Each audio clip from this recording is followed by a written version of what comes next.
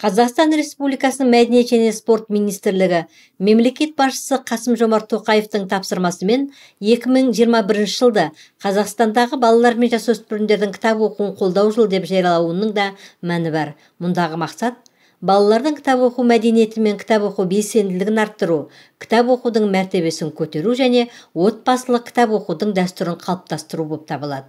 Осыған орай маусымның 1 күні тұңғыш президенттің тарихи-мәдени орталығы Теміртау қаласының 5-ші кітапханасы филиалымен бірлесіп, кітап білім бұлағы атты кітап көрмесін өткізді. Кітап оқудың маңыздылығын арттыруға арналған шараға қаламыздың ардагерлері, кітапханашылары мен қала мектептің оқушылары қатысты.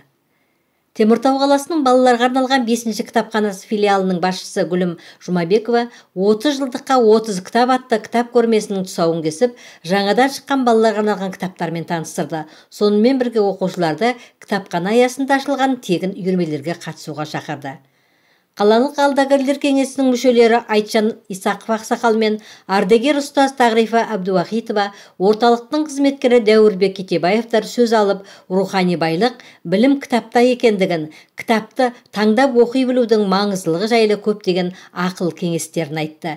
Кітап көрмесінің көптеген пайдалы кеңестер алып, көңілдерінде көп ой түйген оқушыларда белсенділік танытты. Өздері оқып жүрген кітаптары жайлы айтып, ақындардың өлеңдерін жатқа оқып, ән салып, күй ойнады.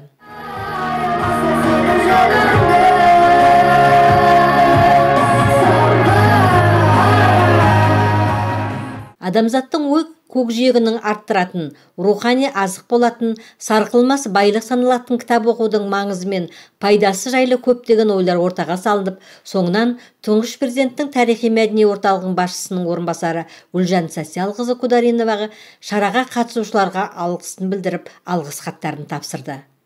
Мұнан әрі қатысушылар орталықтың жеке кітапханасында болды.